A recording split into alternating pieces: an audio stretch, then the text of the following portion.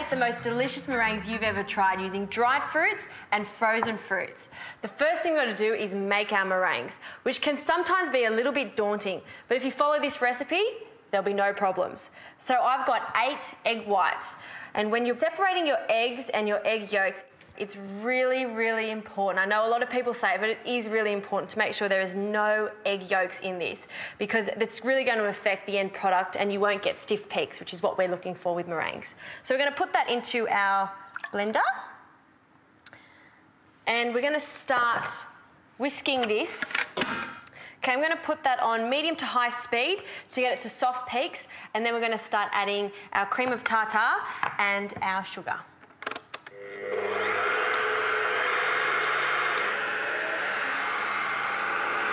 Soft peaks now.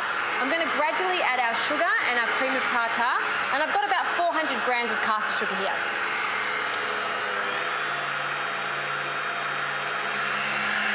I'm also going to add a teaspoon and 3/4 of cream of tartar, and that can go straight in.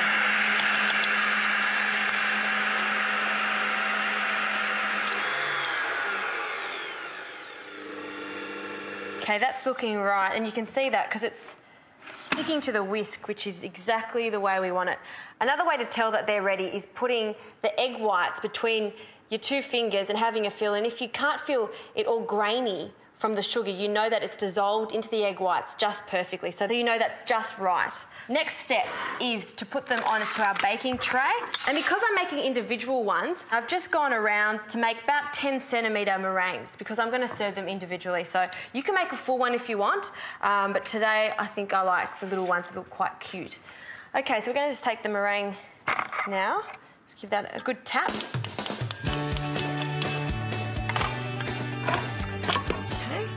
And with a spatula,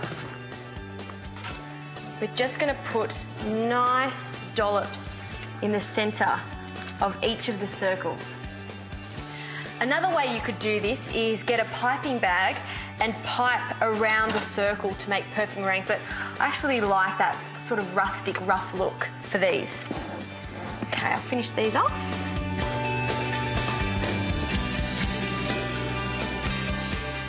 8 egg whites should make about 8 small meringues, about the size of these ones.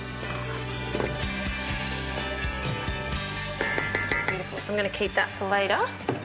And I'm just going to shape it, just sort of try to get it in between the lines. This one is not completely in the circle, but that's all right, I know it will work still.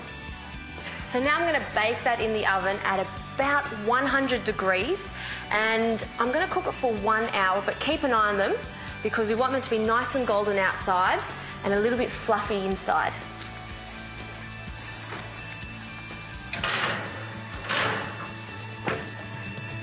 Okay, so while they're cooking, I'm going to make my berry compote.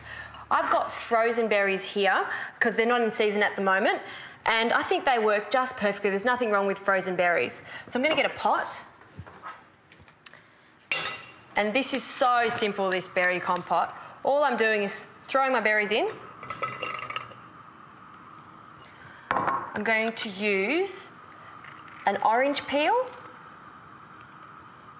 a little bit of sugar, so maybe a tablespoon, a little bit more, just to sweeten it a little bit. I've got a cinnamon stick, which I'm going to break in half so we can get as much flavour out of it as we can. Okay, so I've got a vanilla pod here, and I'm just going to cut it in half and scrape the seeds. So straight down there, this is a nice plump vanilla pod. I'm just going to scrape the seeds straight into that pot, and I'm going to do the other side now too.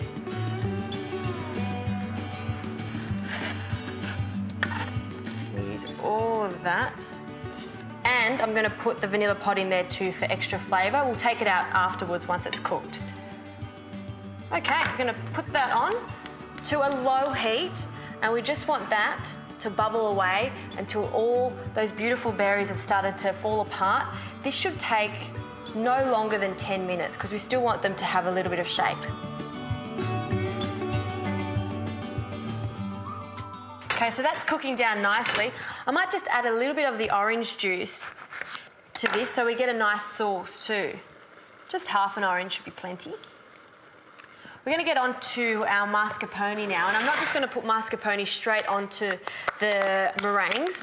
I'm going to add some beautiful dried fruit to that. So I'm going to use about half of this mascarpone here, and I'm going to add half a teaspoon of vanilla essence. Just give that a little stir. Now you can use cream for this, but I think it just sort of is a little bit richer when you put this on it, and you don't need as much either. I've got my dried fruits here. And this is a fruit salad mix, which is lovely. So I've got a bit of everything. I've got some dried apples, some dried apricot, dried pears, some prunes, and I'm just going to finely slice those. Okay, so this is also going to give the mascarpone a little bit of the sweetness. We're going to pop that in there.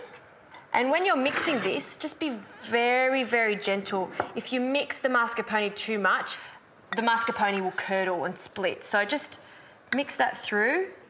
Okay, so I'm going to put that in the fridge now. We're going to wait for our meringues to finish cooking, and then we'll let them cool, and then we're ready to plate up.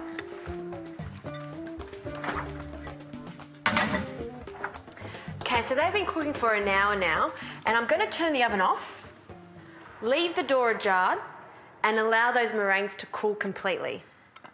So now for the fun part, which is dressing our meringues. And you have to be really, really gentle here to make sure you take it off the paper and they don't fall apart. The worst is to get to this stage and you break your meringue, so just gently take them off. Now I'm going to put our dried fruit mascarpone on. So I've got about a tablespoon for each. We're just going to put in the centre there.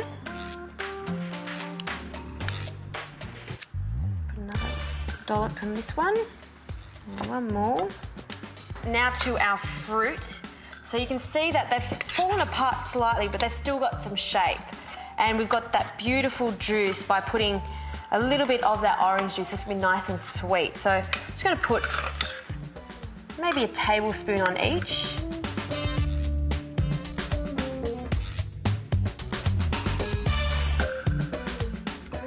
Okay, so last but not least, a little touch, which is really beautiful. I've got this beautiful Persian fairy floss here, which is traditionally called pashmak, which means little wool. And if you think about it, if you have a look at this, it actually looks like wool. And fairy floss, like most of us know, it's woven sugar. I like to be generous with the Persian fairy floss, so just a nice little ball in the middle there.